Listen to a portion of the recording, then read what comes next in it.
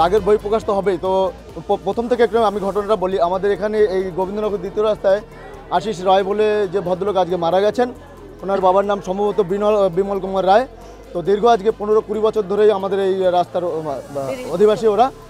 তো দীর্ঘ যাবৎ এত বছর ধরে আমরা দেখছি ফ্যামিলিটা, ওর মা বাবা থাকতে খুব ভালো ছিল, কিন্তু হঠাৎ করে ওর বাবা কোনো কারণে অ্যাক্সিডেন্টালি মারা যায় এবং তারপরে ওর মাও এই চিন্তায় নানান রকম সাংসারিক অসুবিধার মধ্যে মাও মারা যায়।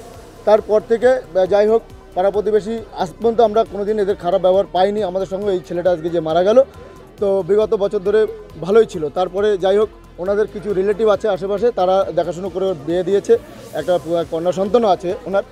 তো বোনরা যেটা মা বাবা মারা যাওয়ার পরে বোনটা কিন্তু ভাইয়ের উপরে কম বেশি অত্যাচার শুরু করলো, যেহেতু একটু মেন্টালি একটু ডিস্টার্ব ছিল।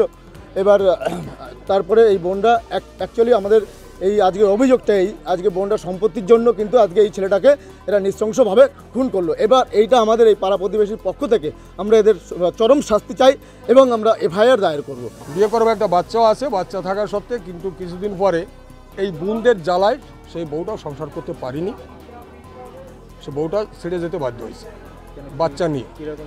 জ্বালায় মানে এই বাড়ির যা ধরেন বিষয় সম্পত্তি বা এই যে ভাড়ার টাকা ওঠে এগুলো সব বোনেদের দখল। মা মারা গেছে, বাবা মারা গেছে, ভাই পাগল, এই বলে তারাই দখলে রাখিছে, কারণ এদের বাড়ি হচ্ছে বাগুয়াটি এবং এই ছেলেটাকে খেতে দেয় না। এই ভাড়ার টাকার পয়সা যা ওঠে ওই বোনরাই নেয় হিসেব করে।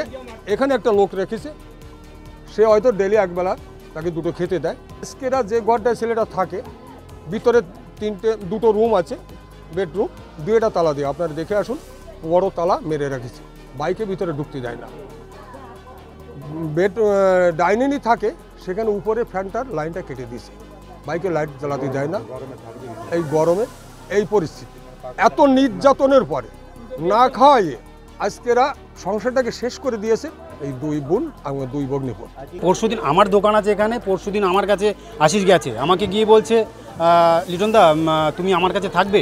আমি বলি কেন আমার কাছে, আমি কেন তোর কাছে থাকবো, তুই থাক না। বলে না আমার খুব ভয় করছে এবং আমারে বলছে তুমি আমাকে একটু সাহায্য করো, তুমি আমার দাদার মতো, তুমি আমাকে একটু দেখো না। আমি বলি তোর সাথে তো আমি আছি, সবসময় তোর সাথে আছি। এই কথা কালকে আর আমার দোকানে যায়।